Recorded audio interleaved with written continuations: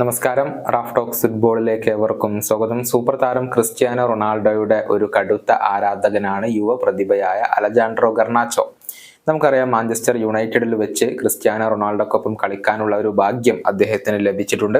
മാത്രമല്ല, ലയണൽ മെസ്സിക്കൊപ്പം കളിക്കാനും ഇദ്ദേഹത്തിന് സാധിച്ചിട്ടുണ്ട്. അതായത് അർജന്റീന ദേശീയ ടീമിന്റെ ഭാഗമാവാൻ ഗർണാച്ചോക്ക് കഴിഞ്ഞിട്ടുണ്ട്. ഈ സീസണിലും മോശമല്ലാത്ത പ്രകടനം ഈ ഒരു യുവ പ്രതിഭ ഇപ്പോൾ പുറത്തെടുക്കുന്നുണ്ട്.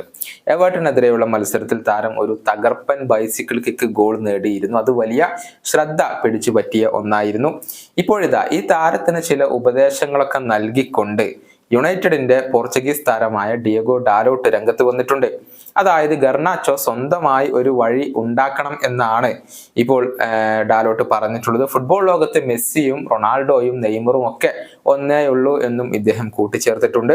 അദ്ദേഹത്തിന്റെ വാക്കുകളെ goal.com റിപ്പോർട്ട് ചെയ്തിരിക്കുന്നത് ഇങ്ങനെയാണ്: തീർച്ചയായും അദ്ദേഹത്തിന്റെ കരിയർ അദ്ദേഹവുമായി ബന്ധപ്പെട്ട് തന്നെയാണ് കിടക്കുന്നത്. വളർച്ചയുടെ പടവുകൾ താണ്ടുക എന്നുള്ളത് ബുദ്ധിമുട്ടുള്ള ഒരു കാര്യമായിരിക്കും.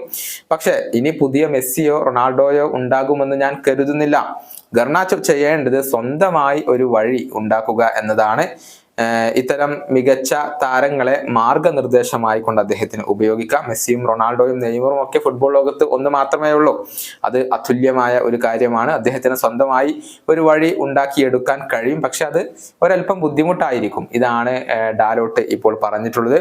ഈ ഇംഗ്ലീഷ് പ്രീമിയർ ലീഗിൽ 23 മത്സരങ്ങളാണ് ഗർണാച്ചോ കളിച്ചിട്ടുള്ളത്.